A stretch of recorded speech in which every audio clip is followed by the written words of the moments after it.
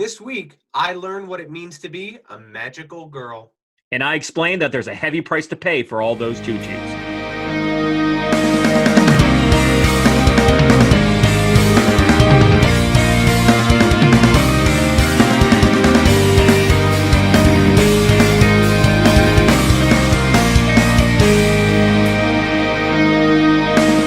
Hi, I'm Kyle.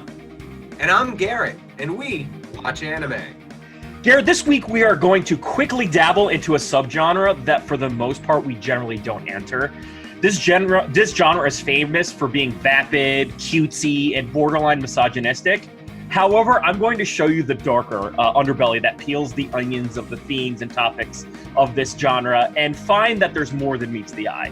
That's right, this week we tackled the magical girl turned psychological terror thriller Puella Magi Madoka Magica. We're going to call it Madoka Magica from now on because I don't want you to have to worry about that. Madoka Magica. But before we begin, Garrett, what are new fans going to be expecting from this show? Salvador Dali wearing steampunk glasses learns how to use Microsoft clip art. Yeah, the animation is wild. It's definitely something new that we haven't experienced before. And I think it works to the benefit of the show. I know we had like a little bit of a powwow beforehand, and we have kind of a split opinion about it, but I hope I can pull you over to my side a little bit here. Once again, the show today is Puella Magi Madoka Magica, and it basically means like, you know, young girl magician Madoka's magic. It's a lot of repetitiveness, and I think that was for a reason. It wanted to be cutesy. It wanted to have its thing, and anime first came out before the manga, so this one was first in anime, and that came out in early 2011. The manga and movie adaptations came out in force after it. It became a real hit in Japan, and so they just kept spinning off new arcs, new universes, different timelines, and so it's kind of like DC in that they just keep rolling out a new timeline, but it's like every month. And there's a lot of reasons that it's a cultural touchstone for Japan. So to give you full disclosure, Garrett, when I was deciding the show for us, I knew the twists prior to watching it. So it took me a while to get the courage to watch it. I was like, It's like knowing that, spoiler, Ned dies in the first season of Game of Thrones. And you're like, if you know that, it kind of keeps you from starting it, even though you kind of know what's going to happen. And that was I know what's going to happen. Why am I going to check it out? Right, exactly. And it also has like the magical idea. Like, so full disclosure for those listening to us, Garrett and I will not be covering magical girl shows generally. I don't like them that much. They're generally for kids.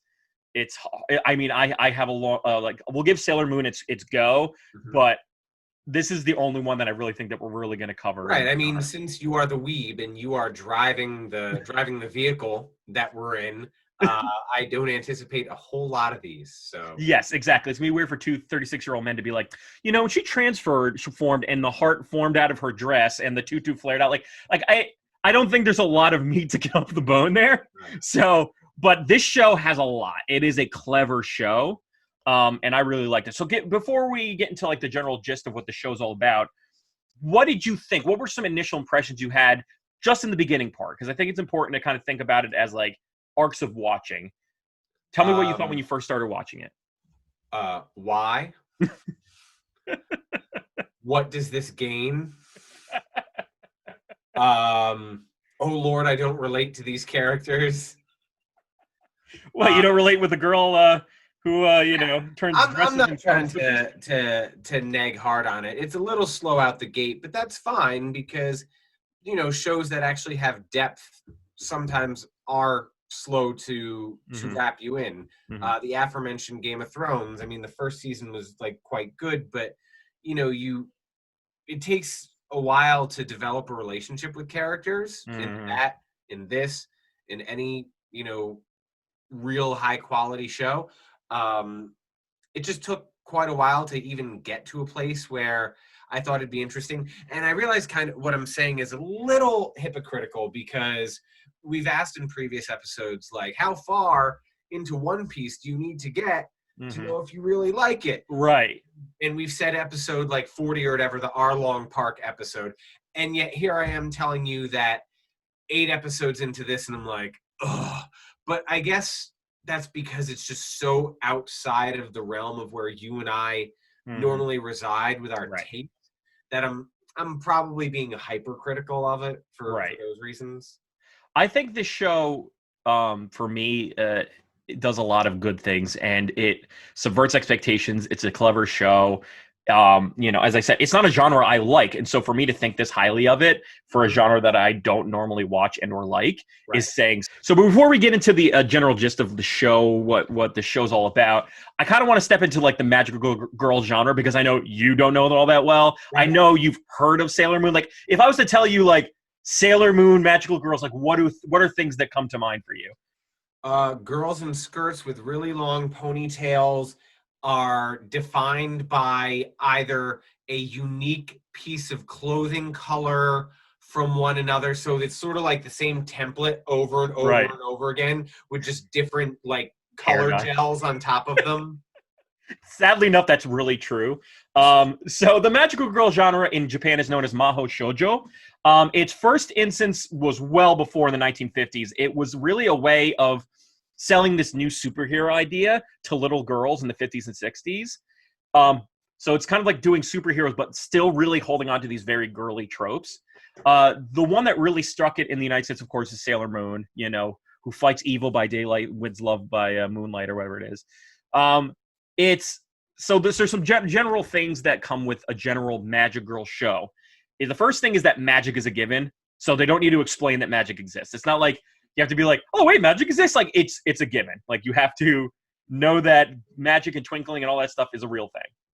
The second is that heroes are usually teenage girls. So the setting is usually girls within their early teenage years, because it's younger girls are supposed to look up to them, but it's not going to be like they're adults at this point. And so it's going to be like an avatar for kids. Right.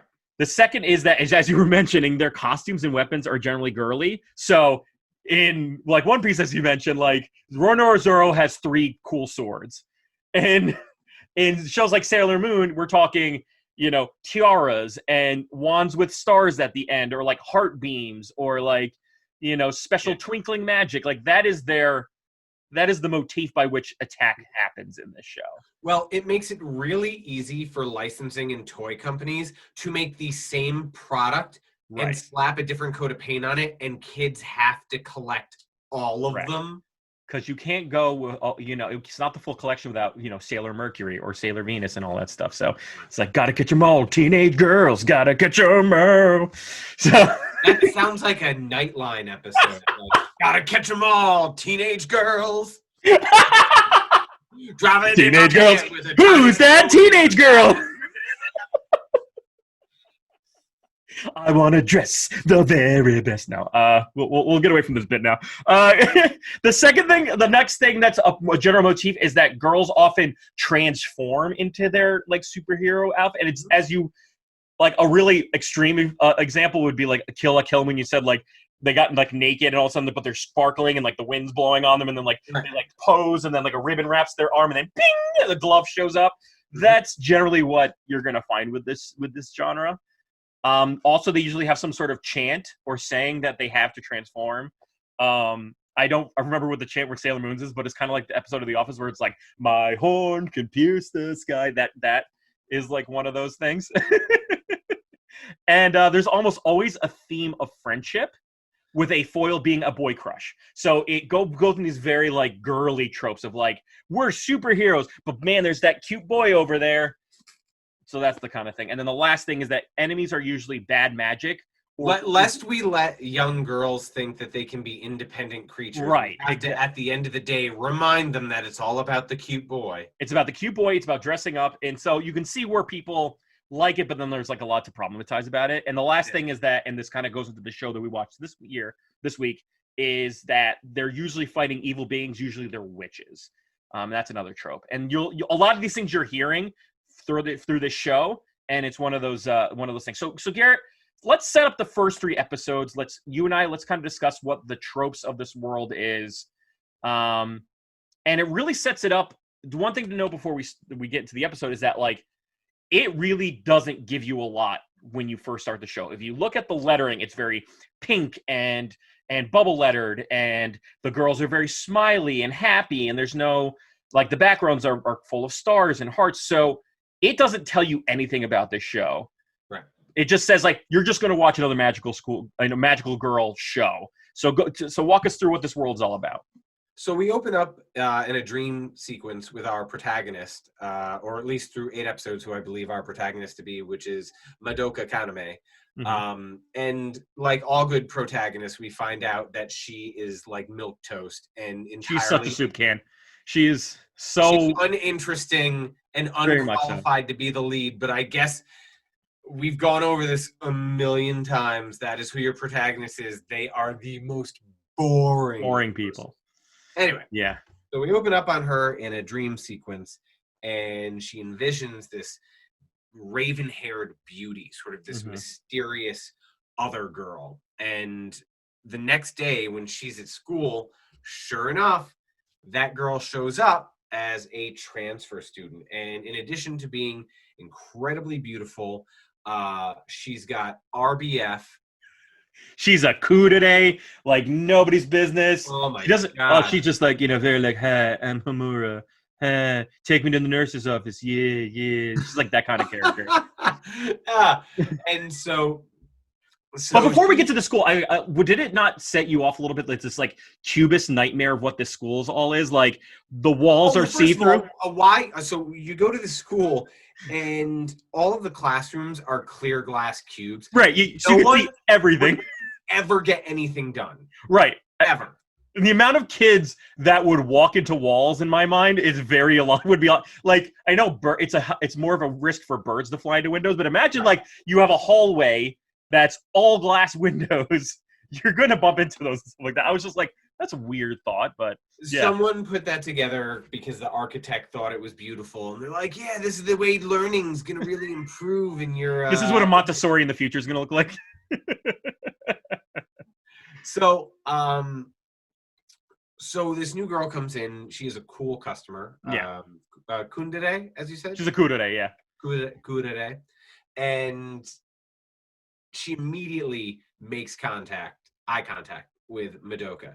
And Madoka's two friends, girl who's not important enough to remember. Correct. And Sayaka. Yeah. Who is very much important enough to remember. She's like the tomboy, excitable girl. They're like, damn, girl, do you know her? She was eyeballing you. And so Homura at some point asked to go to the nurse's office, and all these girls are trying to be her best friend. We'll take you. This will be so great. And she's like, no, the class's nurse's aide will take me, which is, of course, Madoka. How she knows this, we don't know, but she knows. Yeah. So she asked Madoka to bring her to the nurse, which leads to one of the most awkward hallway conversations you can like imagine. Imagine being in school and the new girl asks you to bring her to the nurse. She's walking ahead of you the entire time, and you're like, how sorry. No, it's okay. You can bubble block at that. How do you know where you're going? And then she starts monologuing at you in this like cult leader type vibe. It was a little strange. Yeah. And it was literally like, don't do it. Whatever you do, don't do it. If you're, and it's also like what am I supposed to do? About. Yeah. I can't tell you, but don't do it. You know the special life you have. It's like that episode. It's like Billy Madison where he grabs the fat kid by the face and he's like, stay as long as you can. That's what she basically does without explaining what that is. So, right. Yeah. So they go off on their merry way, Sayaka, and they find that the world once again turns into this like, Lisa Frank poster turned into like mixed with Beetlejuice. So it's like if you took the face cards in a bicycle deck where like the Jack and the Queen and the King really funky, but then you sort of animated it like Monty Python. Yeah. It was so abstract and so random, and honestly, it felt masturbatory.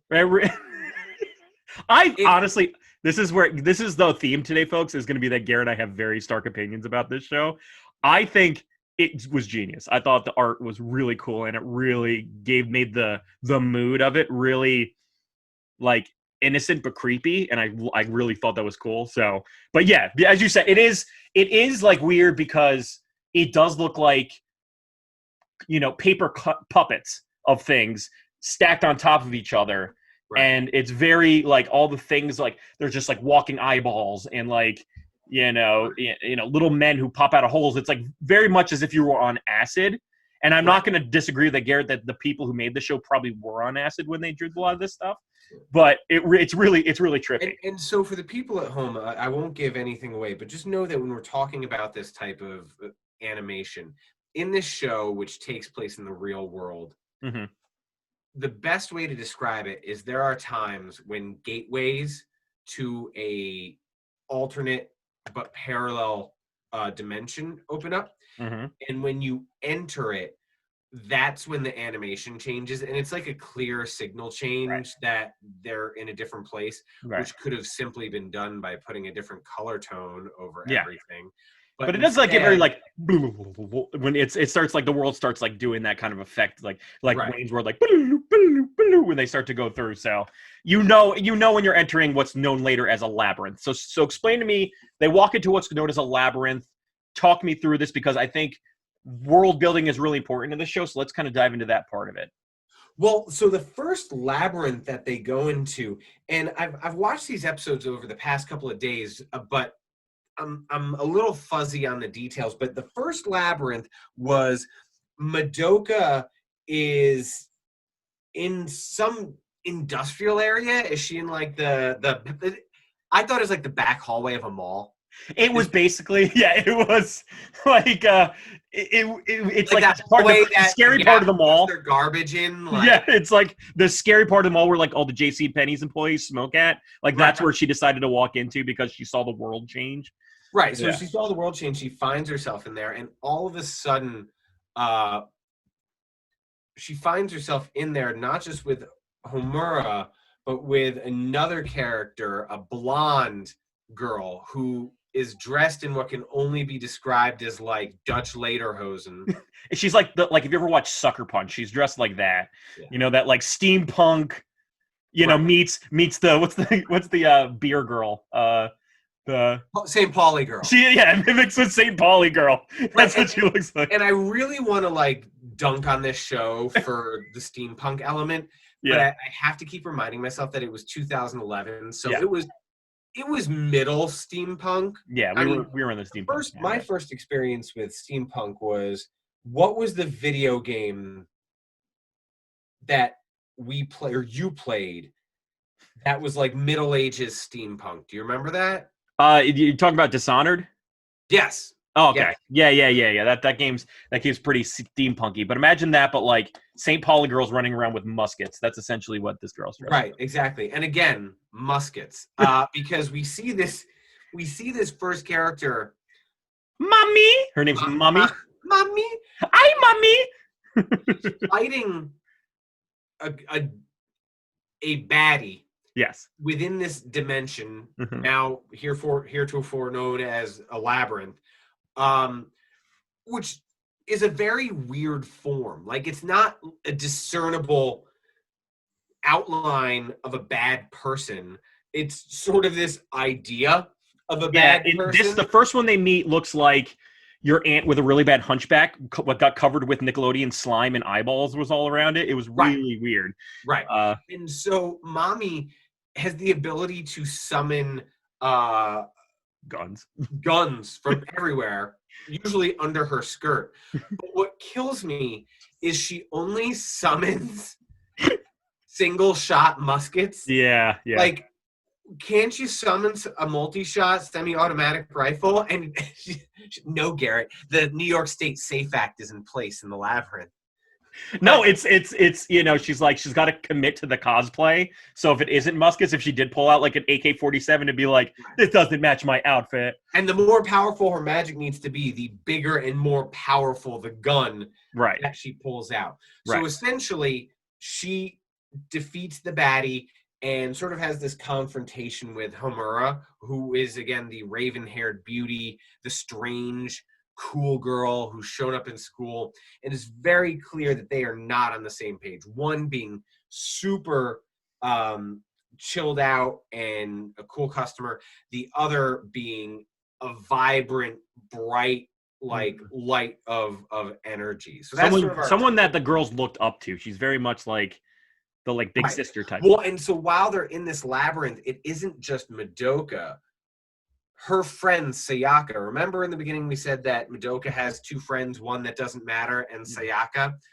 Well, Sayaka sort of discovers her within this labyrinth world. Right. Now, that was one thing that I thought was kind of interesting, because whenever you're watching any show and someone has been exposed to aliens, magic, whatever, they're always in it on their own, and they're always like, you don't believe me? You don't believe me? You guys are seeing what I'm seeing? This is crazy. Super annoying. Yeah. In this one, I will give it props. By allowing her friend to be in it, we completely threw away that BS. Right, yeah. We didn't have to go through it, and now we've got two people accepting what's happening, and we can just move on. Right. So the conceit of this show, just to kind of put a spin on what the show's all about, is that these creatures, the aforementioned goo monster that they fought, was actually a witch. And witches exist in this world, and the Mami and Homura are all both magical girls. And magical girls fight witches. Witches try to kill magical girls. It's kind of this like consistent struggle. Now, why are they fighting? The first thing is that witches, according to this show, cause depression, and they make people commit suicide, and they like to hide in their labyrinth. You can see them walking down the street. Right. They'll have a witch's kiss. Witch's kiss, which is like a butterfly on their neck. Right, and then they try and jump off a building. Yes, and which is really funny because I don't want to talk too much about it, but like the friend that's not important, when she's trying to kill herself, was like actually like really happy looking about it. I remember her being like, la, la, la, la, we're all gonna go kill ourselves, la, la, la. And I remember like, I don't know, I have a sixth sense of humor. I thought that was funny. Like all the other guys were like, and she's like, ha, ha, ha, ha, life is good, we're gonna kill myself. Like that's what this show does. But and then another thing is that when the witches die, when you kill them, they drop what's called a grief seed. And the magical girls have what are known as soul gems, and they use the grief seeds to take the impurity out of their soul gems. And it also like replenishes their. So it's like Nintendo when you kill someone and they turn into coins. Correct. It's very transactional. They turn into rings and you collect them. Right. Yep. And then also, another interesting thing is, while there are witches that drop these grief seeds, there's also these other characters that are like semi-witches. Called familiars. I have no idea yet, 8 episodes in, why they're called familiars. Familiars eventually become witches or can gain the power to become a witch. If they eat people, Think of it as like a level 1 boss versus a level 10 boss, essentially. Yeah, exactly. But, and just another thing, so you mentioned how they drop grief seeds, which are these kind of look like Fabergé eggs with a point on them, like this. Yeah. And the girls use them for their soul gems. So all of these magic girls, sort of the source of their power is they carry around these gems that glow, and particularly when they call upon their magic, they sort of light up. Right. And it's this symbiotic relationship of, in order to keep going with this gem, this soul gem, they need to keep defeating the baddies, defeating the witches to increase their energy and increase their skill as well. Right, exactly. And so then we get brought into two ways that Sayaka and Madoka are now fronted with, which is because they now know witches exist, and now that they know that they can interact with this world, they are asked whether or not they want to be it or they don't want to be it. Kyle? Kyubey, the scary, well, I would say, I'm not going to say scary yet. I'm going to say it is a cute little bunny rabbit / kitty cat. Looks like a rabbit, but it licks itself like a cat. And it's just walking around going like, hey, you want to be a magical girl? Come on, just sign a contract with me. It'll be great. And so it just walks around doing that all the time. And mommy's like, yeah, I do this for justice. I'm a cool girl. You want to be like me? And the girl's like, yeah, mommy's cool. And Homura's like, like, don't do it. Don't do it. I'm not going to explain why. I'm not going to give you any explanations. I'm just going to do it. I'm just going to tell you not to do it. So that is the general thread for the first 3 episodes by which things get pulled. Eventually, we get to the twist, the thing that like sticks out for most people in the show, and that is episode 3 when they face the hungry witch, Charlotte. So talk me through this, Garrett. This is the big twist. Now, for those out there, if you want to watch the show, and I really recommend it, and it's spoiler, I think it's a good show. Pause here, watch the show up to episode 3, then come back to this point in the podcast. Spoiler alert for episode 3, which kind of is a big turning point in the show. Mm-hmm. We meet the witch known as Charlotte, who's the glutton. She has cakes and candies all around. Go, Garrett. Right. So through the first 3 episodes, we now recognize that there's witches. We know that Sakaya and Madoka know about them.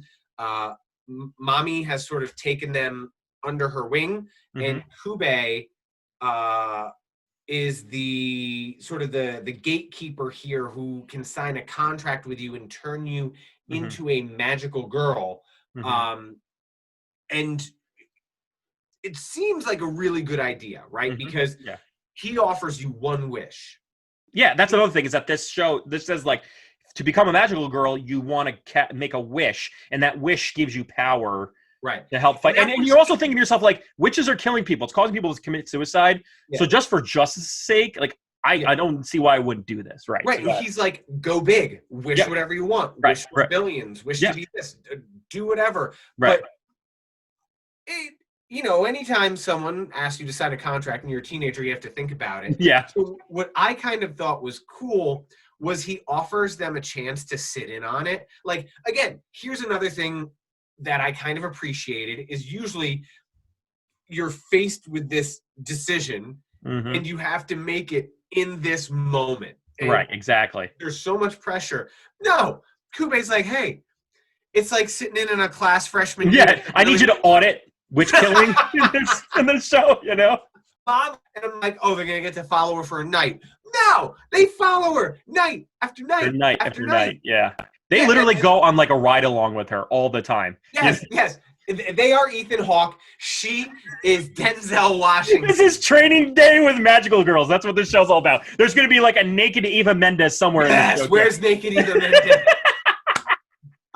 So anyway, so they go on, they start to build a relationship with Mami, and she's really taken them under her wing. And, and Mami seems good chick, great gal.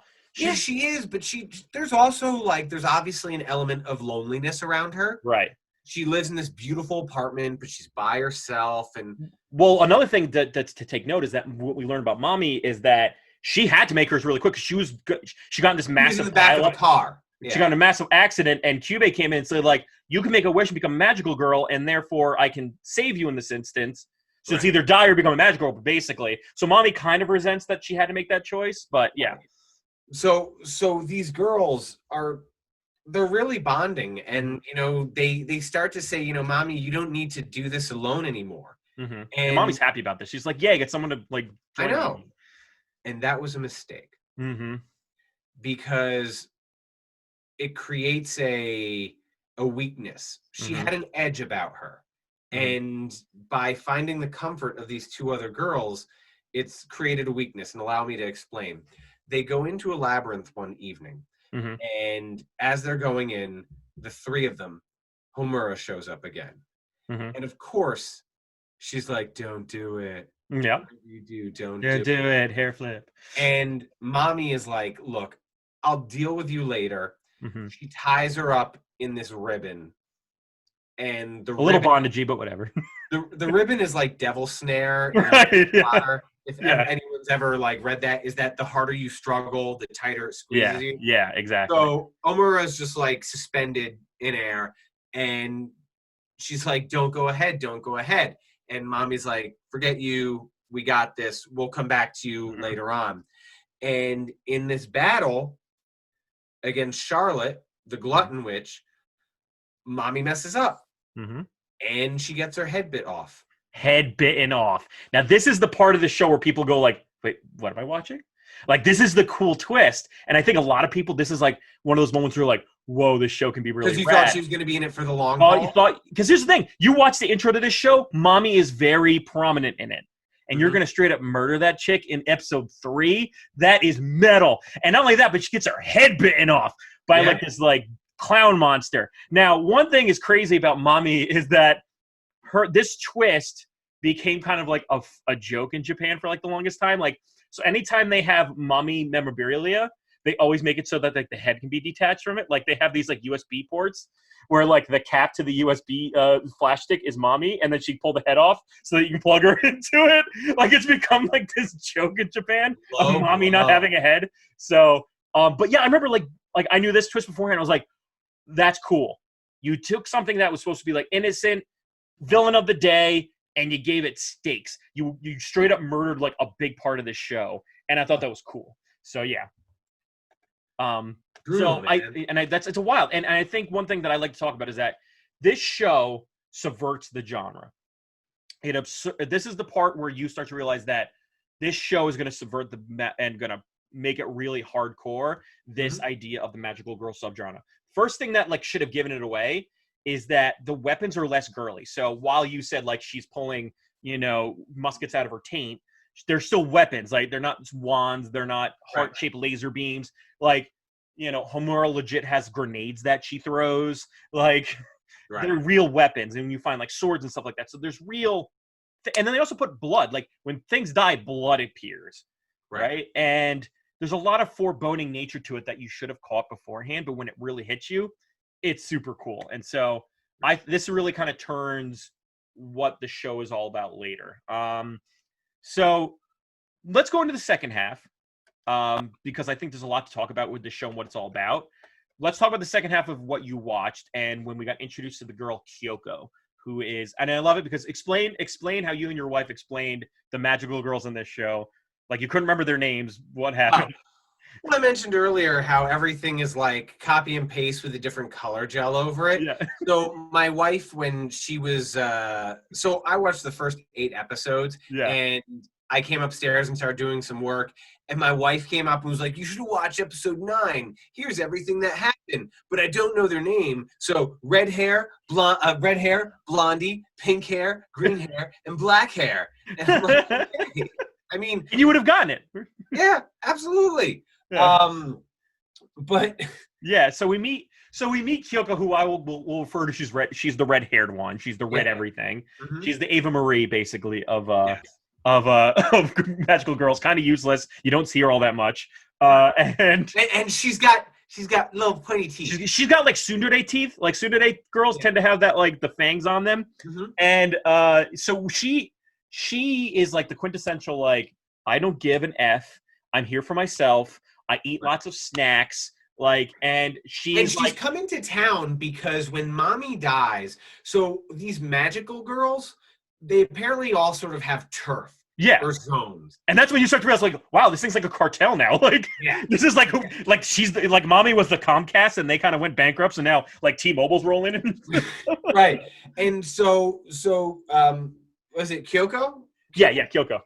Kyoko rolls into town and is talking to Kyubey, the cat, the cabot, if you will. And the cat's, and then here all throughout this thing, Mommy's dead, death is real in this thing, and like they're like, oh, you should just leave her there because the body's just gonna stay in there, so there's no real reason to bring it out. But she's like, but you still want to be a magical girl? Come on, let's do it. Let's be a magical girl. To be fair, that is the sad thing is the Kyubey starts when they start asking questions like, what do we do with Mommy's body? And they're like, leave it there because she didn't have a lot of acquaintances in real life because of the loneliness associated with being a magical girl. Someone eventually will put out a missing persons report, and then, and I quote, just like every other magical girl, she will be forgotten. So do you want to become a magical girl? Yeah, so you want to be a magical girl? Yeah! With those like big ears.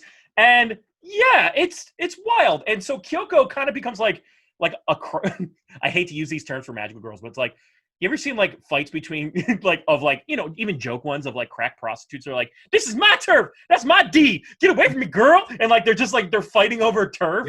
And then another thing that happens is that Sayaka, like feeling the push of Mami and feeling the justice that she wanted to have, realizing that people are getting hurt, especially her friend who was like happily trying to kill herself, she's like, well, someone's got to do this, and Mami was a good person. I want to follow in her footsteps. Sayaka becomes a magical girl, and she actually saves Madoka in the process of doing that. So right. And she becomes Blue Hair, the magical girl. So. Right, but what we learn about this process is we talk about soul gems and grief seeds, and we touched upon this a little earlier, but I want to say it again to really like impart this in. These soul gems are not without their flaws, Right. and they need to be cleaned, right, because through all this fighting and through all the magic that you use, imagine like playing a video game and you have an energy bar and it's Right, going exactly. down and down and down and Right, down, right. and you need to clean it, re-energize it, and the way to do that is to beat witches and get the grief seeds that they drop. Right. And it purifies it. It's kind of like a, an old air conditioner. You got to send it to maintenance every now and then. And Kyoko vacuum out the filter. Yeah, you gotta do all your stuff with your Fabergé egg. And so Kyoko is like really hammering it into Sayaka, like you suck, you're weak. I'm better at this. I've been doing this longer. You can't even hold a candle to mommy. And Sayaka's like, well, you're just in it for yourself. You don't have the justice that mommy had.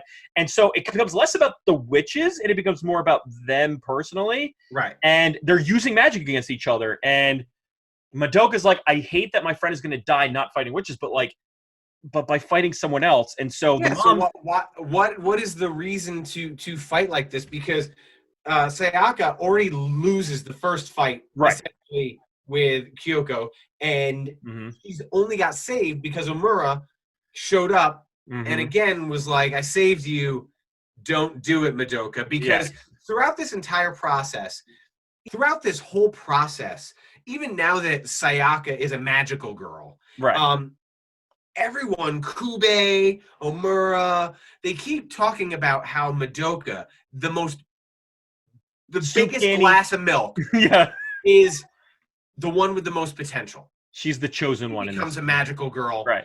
She's gonna leapfrog these girls who've been magical girls for years. Right. And become the most powerful. Right. But we put that aside for a moment.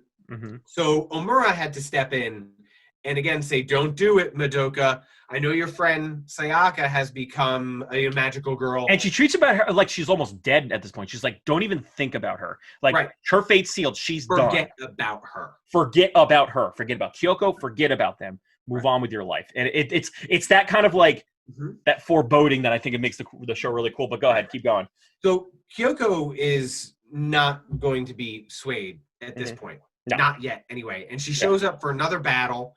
And I loved it because Sayaka was like, all right, BITCH, let's fight right here. And she's like, no.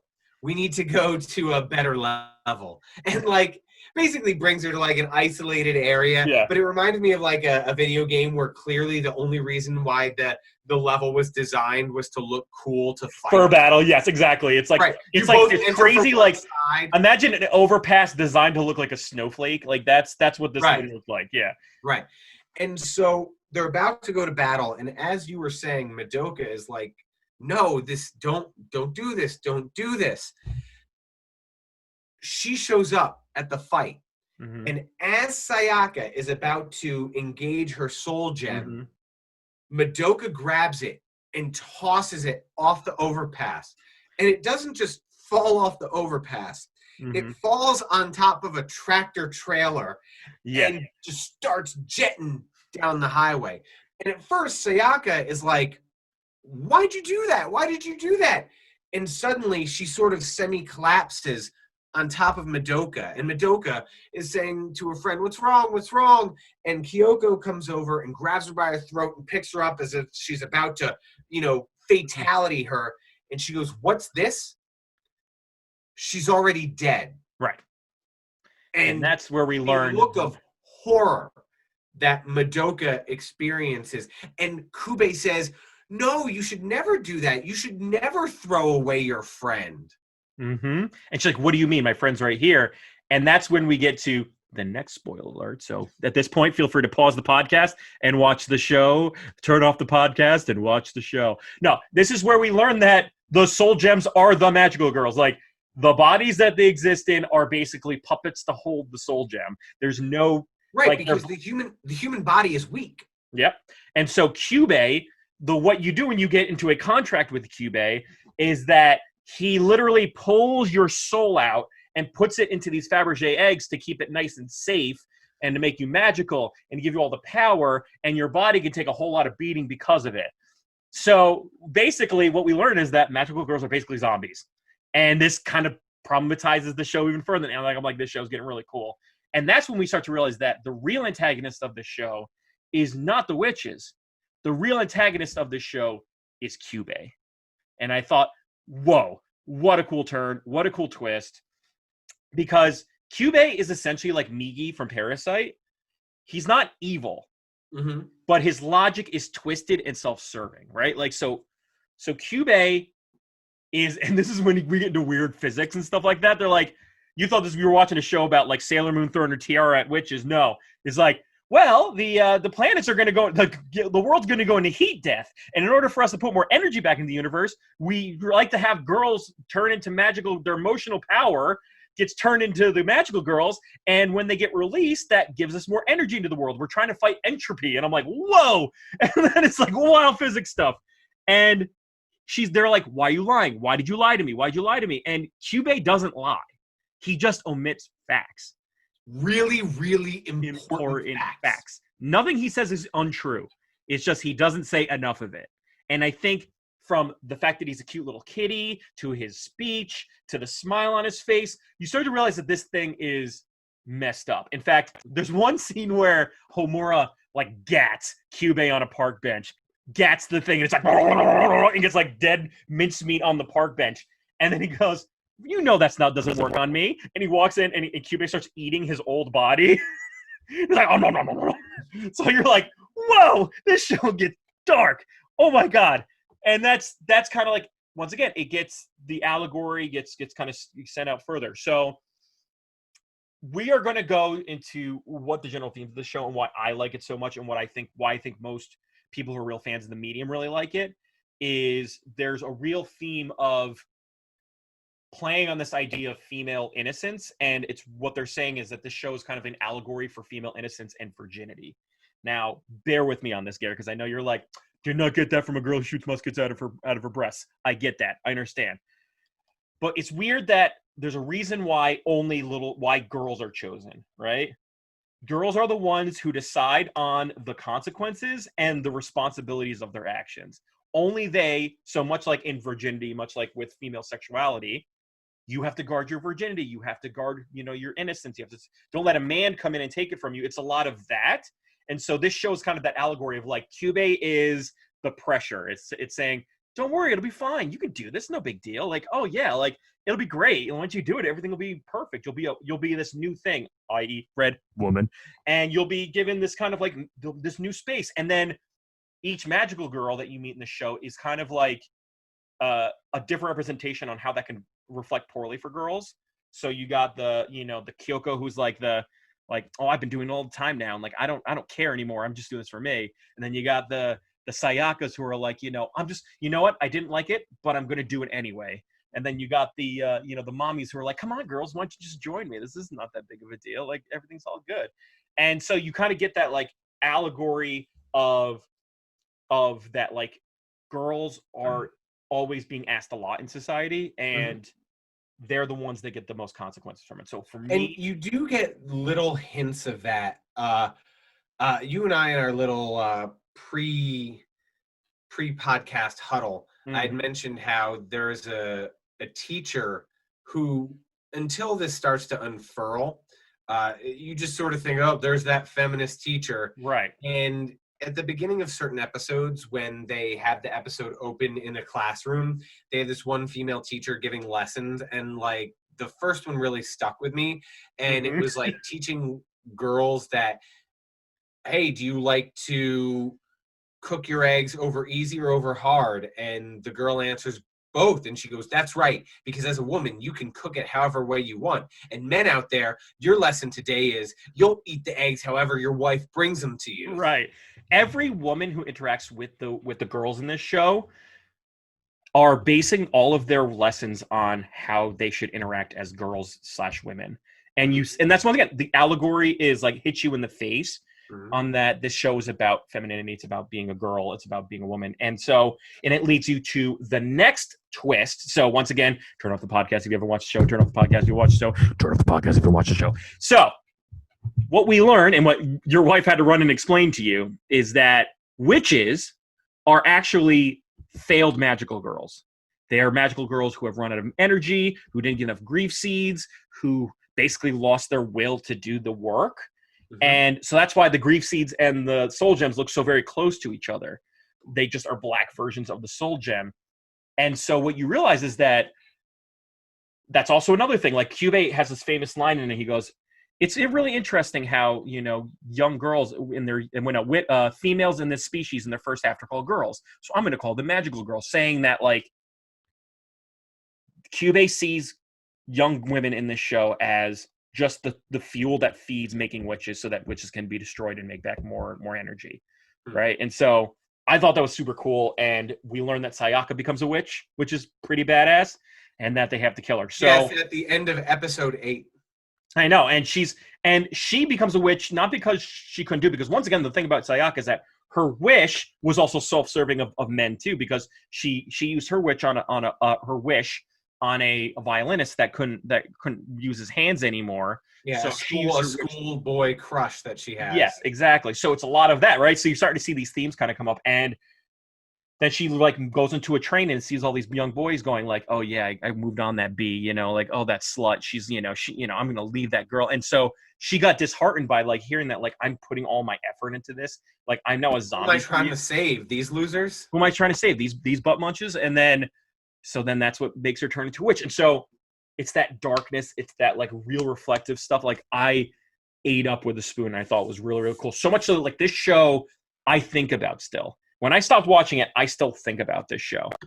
And I was just very impressed overall. So I think for more to say, there's more to watch. The show gets wild. In fact, one thing to note about the show is that they don't do sequels. They just do reimaginings of the story, because they go, what happens if this happened? Like, what if Homura was more honest this way? And so they kind of repeat the story over and over again, and you kind of realize that it's the cycle of that, like, these girls are doomed. Like, these girls have been fated and doomed to do this, and they're just consistently on this wheel, and it How many replays episodes are in the first season? There's only one season of this show. Okay, and how many episodes are there? 12, and that's it. And then this show came out, people were like, this is such a cool idea. Oh my God, we got to keep doing more of this. And so they did movies. They did different arcs. They're like, this is the arc in which Homura uses her time powers to pull him out of Earth. And then like they do all these different ways of like, and it all leads to the same thing, which is that these girls' fates is to be ruined. These girls were always going to be destroyed. These girls were always going to have a bad ending. And I'm just like, that's rad. Especially for something that's supposed to be like based on Sailor Moon. Yeah. That's freaking rad. So I know that like I don't want to temper my expectations on what I thought about the show onto you. I don't want to flavor or pepper it. I know you have your own thoughts. Would you keep watching this show knowing that there's only 4 episodes left as one factor? Yes. For 4 episodes, I'd absolutely watch it. Right. For 4 episodes, I might not do it tonight because I got a lot going on, but I would for sure do it. That's a minimum investment to at least see how the first time period, because I guess that's what we'll call it. The first time. Know that like this show is the official canon. Like there's a lot of side stuff with different writers. So just consider that there's a button at the end of this first show. It creates the universe. Yeah. And then they can twist it as much as they want. Right, exactly. It's just like redoing. It's like, the New 52 at DC. It's like get to a completion, and then we're just going to keep spinning the wheel in a different direction. So knowing that, but just say it was a little longer. Say it had more than one season, seeing the themes and what it is. Would you keep watching knowing that? I don't know. This might sound a little crazy, but they give a lot of screen time to Madoka's family. So through episode 8, Madoka has still decided not to become a magical girl, which seems like a pretty smart decision up until now. And again, if she continues to not be a magical girl, they're just going to let her go on her way. Any other show would be like, well, we're going to like Men in Black neuralize you. Right. so that you don't know that all this stuff is going on. So I don't know what's worse, to join and know that your fate is doomed, or to live and know that this exists. And that your friends are going through it too. Like people you care about are doing it. They give her, in order to sign that contract, we've said that you have to come up with a wish. So she talks about her family a lot, and you see a lot of her family, and it's teased at times that her mother is her best friend. She's also an insanely hard worker. Kyle, you told me, and I know from certain cultural things I've seen, that part of Japanese culture is going out after hours with your boss and drinking until everyone passes out. And that's expected because it's a part of your culture. So they show her mom coming home drunk, laying on the floor. Yeah. There's conversations across the dinner table where the mom says you have to make a mistake for your friend, and she's there like drinking a whiskey on the rocks. And I kept wondering, what's mom's gonna play into this? And I think ultimately the show is about the different narratives that are being told to Madoka on a big decisions that she has to make. You got her friends who they care about, who are kind of losing their way. You got the role models. You got this kind of extraterrestrial being that's saying it's just life. You got to have to do it. Yep. Then you got your mom who's telling you, like, you know, you're gonna develop and you're gonna become a woman. And this is like, so like, and the show is also a lot about, it's okay to make mistakes because you grow from mistakes. Right, exactly. It's a lot of like, the show is a lot about, the idea is like, what decision is Madoka going to make throughout all of these different narratives being thrown at her, knowing the responsibilities ramping up to her becoming an adult and stuff like that. And I think that's a really powerful statement to say for this show. So I hope you get that that ultimate reward for your viewership, because I think this show's awesome. I'm definitely going to finish it myself. So we're going to do what's called our next thing, which is how we always end our show, is called the Weeb and Noob Score. The Weeb and Noob Score doesn't imply whether the show is good or bad. In fact, every show that we ever do on the show, watch it. Don't even bother thinking like, should you watch it? Just watch it. Even if it's bad, it's going to be worth watching.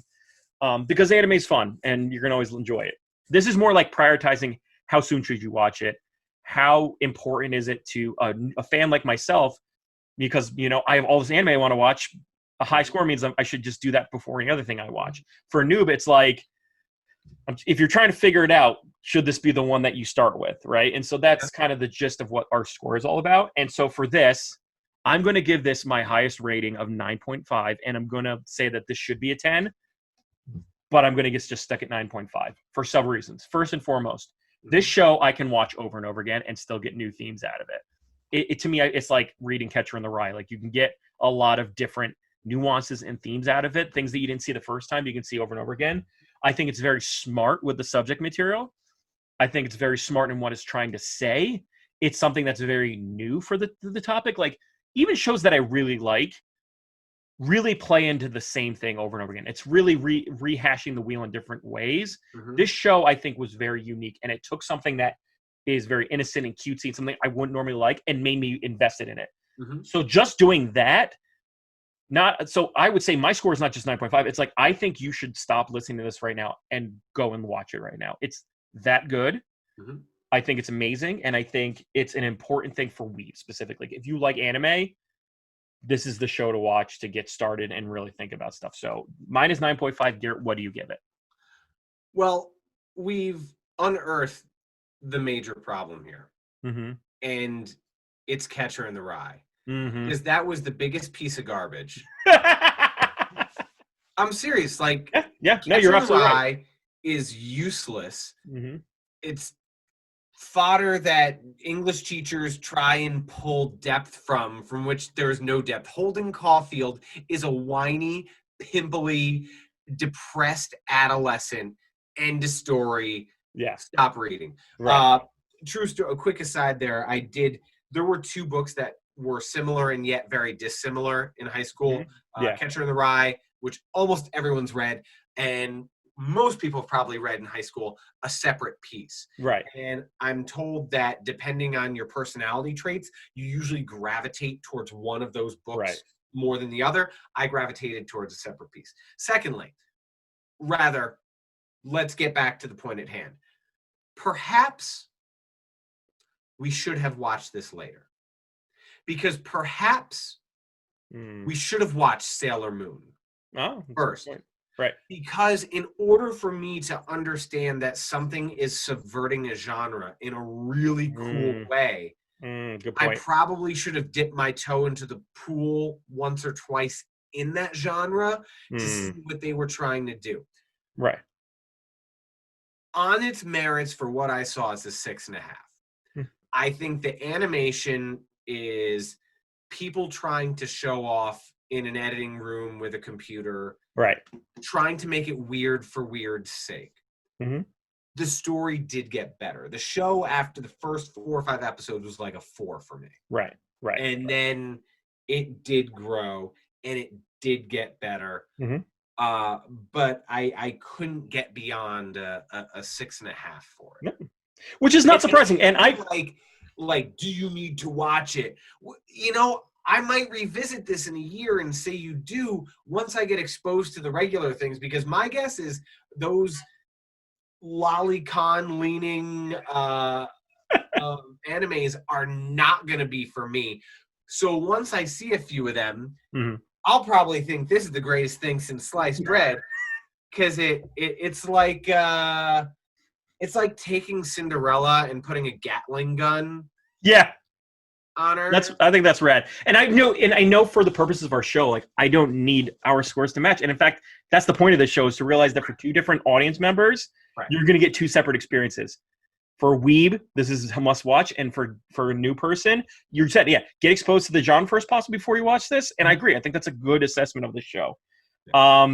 So, you know, as we kind of embarked on the magical girl genre, I unfortunately, Garrett, I don't see ourselves watching a whole lot of Magical Girl, unfortunately. I just wanted to give you an idea of it. But I hope that, like, we can maybe you can get the gist of it soon. And as you said, we can avoid as much lolicon as possible. Knowing that we have a lot ahead of us, our journey is much longer, and there's a lot more things we can agree or disagree on, is just as important to hear your thoughts. Was Madoka Magica the type of show that really excited you for what can be done with this crazy, like, stale genre? Or was it too weird, too lolly, too much for you to really get the hang of it, like Garrett was saying? You know, let us know in the comments below, because we really want to continue the conversation, especially with something as deep as this show. We also are on all of our social media platforms, such as anchor.fm/WanwaPodcast is where you can find our audio. You can also find us on Twitter at Weeb_noob, as well as on Instagram at WanwaPodcast. And also subscribe and give us 5 stars if you like the shows today. We really appreciate it. But before we close the show, Garrett, what are your final thoughts on Madoka Magica? From the Garden of Eden to Alice in Wonderland to Madoka Magica, when has it ever made sense to trust a talking animal? Never. Never trust a talking animal. So we're going to be pulling our Fabergé eggs out of our chest, transforming into our tutus, beating up witches, and all wishing you all great. See you next week. Take care, y'all. You should get in a contract with us by hitting that subscribe button. Hell, don't let us fall into a time loop. Put in the comments below what we should watch next.